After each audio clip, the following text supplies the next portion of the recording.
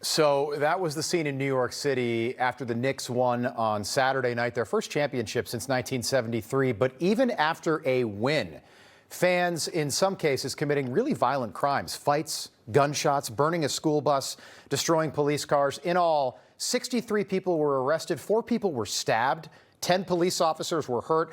A 17-year-old was shot a few blocks away from Madison Square Garden, and the ambulance couldn't even get through the crowds to help this poor kid out. It was absolute chaos, but this is what the mayor called it. It's one of the most beautiful things I've ever seen as a New Yorker. And it's so beautiful that this unity is coming in a moment of joy, and that we are coming together not only of our hopes of this team, but our hopes of the city. And the team, frankly, reflects the city. The relentlessness, the drive, the hustle, the never give up. Right. He said that after they won. And when the Rangers, remember the New York Rangers with Mark Messier, they won the cup in 7 games in the 90s. After 54 years, fans celebrated. People were happy. The city was a safe place, though, for kids and families. And last night, the Carolina Hurricanes won the Stanley Cup. Guess what? Nobody was stabbed or shot. Fans celebrated, but that was it. That's a watch party. That's what it should be like right there. But what happened this weekend in New York is not normal. It should not be the new normal when a team wins a championship, and we hope it doesn't continue. Boomer Esiason is a former NFL MVP and a broadcaster with CBS. He's the host of Boomer and Geo on WFAN. Boomer, it's good to see you. Look, it was a great night for a lot of people on Saturday. I know that you live in the tri-state, but something is happening that we haven't seen before, like not even in Boston or Philadelphia, not even New York. What do you think this is? I think a lot of it has to do with social media, Rob, to be quite honest with you. I think a lot of people are on TikTok trying to you see everybody with their phones out. There's a lot of kids out there using this as an excuse to go out and create mayhem. But, you know, the far majority of Knicks fans, I believe in my heart, 96 to 98, 99% of them are not like this. They're treating this like New Year's Eve. There are some bad actors, there's no question about it. And by the way, the NYPD did an amazing job, as they always do in situations like this.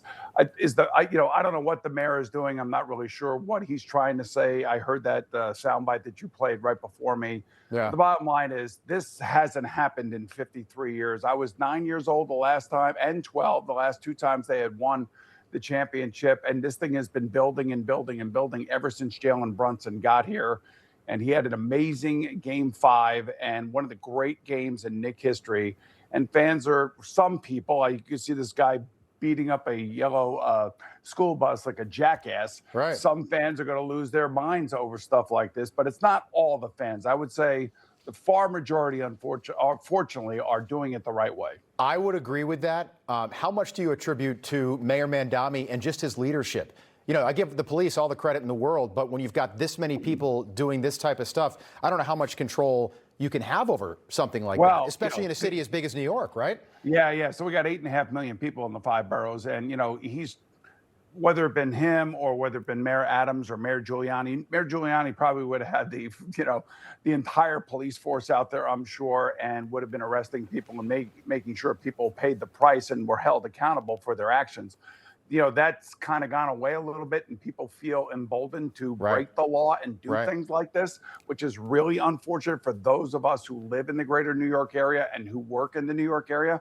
But, I don't think that that's going to be the case on Thursday for the parade. I think the parade is going to be a beautiful celebration of a great team with high character players who lived the dream and did it. You're not concerned about Thursday when the parade does happen? I'm not, because it's a 10 o'clock. It's a 10 o'clock start. It's going to be in the morning. Yeah, people are going to be fired up for it. Nobody's going to be burning buses. I don't think that's going to be the case, and that should be the message sent by Jessica Tisch, who is our NYPD commissioner. So I think and she's in a really tough spot because she's dealing with a mayor who I don't necessarily know totally supports her, but no, I think she's just trying to keep her job. When did the Rangers win? Was that 1994? That was 1994. I was there for that. I was there for Game 7. I was there for every game that year, both for the Knicks and the Rangers. And I had my 3-year-old son with me, Gunner. And we walked out of the Garden, and it was a joyous celebration. And it was great. It was so fun. That's where I was going. There was no social media, Rob. I'm looking at it right here. Social media. That's a really good point, Boomer. I hadn't thought about that. But you look at 94, I've got it right here, and then the 3 Yankees wins in the 90s. Less than 24 arrests, all 4 championships. So clearly, social media. something is changed. And I just want to show you this video. So this is the World Cup. Japanese soccer fans, this has been everywhere today. After the games, they were given bags and they went around the stands and cleaned up.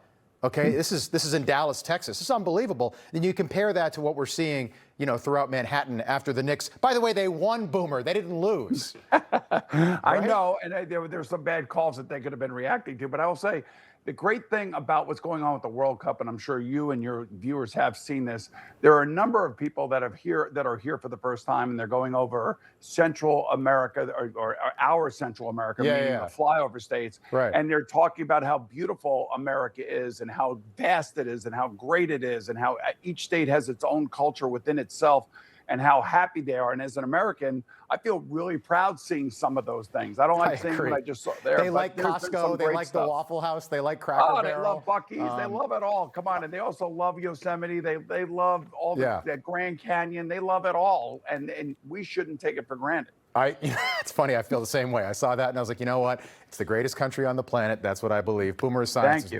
Good to see you tonight. I'm 100% in agreement. Thank you, Rob. We appreciate you being here. Thank you.